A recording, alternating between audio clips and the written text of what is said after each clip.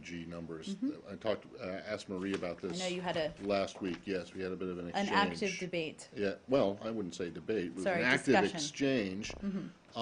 Is it still your position that the numbers offered by the UN last week of 110,000 are inaccurate or not credible, as she said? Well, I think they certainly, the context here is incredibly important because the UN Refugee Agency claims less than 10% of the 110,000 that they have given as a number. 9,600 people have applied for asylum. That is a significantly lower number. So by noting that 110,000 Ukrainians have arrived in Russia, which we don't have a validation of that either, it doesn't give context of in what capacity or how, and it certainly doesn't give validity to Russian claims that hundreds of thousands of people are pouring over the border seeking asylum in Russia. Okay, well, I mean, it seems to be a bit, I don't know, disingenuous to say that because only a small number of these people have actually applied for asylum and refugee status in Russia, that it seems to be disingenuous to say that 110,000 people haven't fled.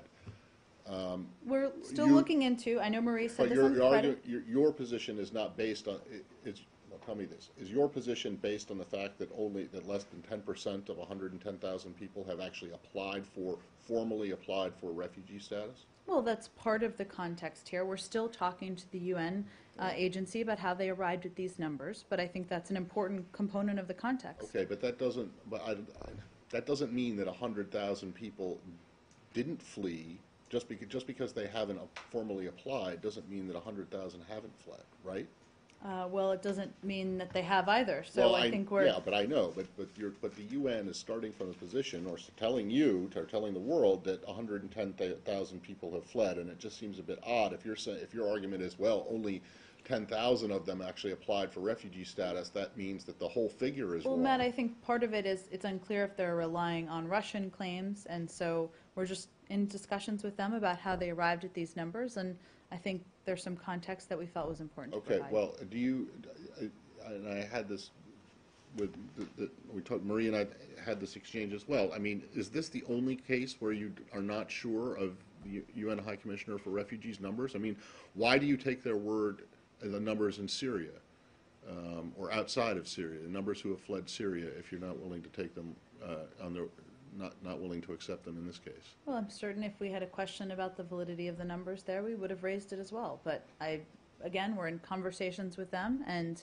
if there's more to say, we'll say it. To the best of your knowledge, they have not responded with, and what are you actually asking them?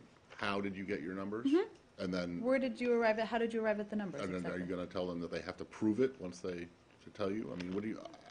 I'm not sure what you're looking for. It seems to me that in almost every other situation, you guys accept the information that's given by the UNHCR, and this case is somehow different, and I don't understand. I'm not exactly sure why. Why is this case different than Syria, where you also don't have people on the eyes on the ground?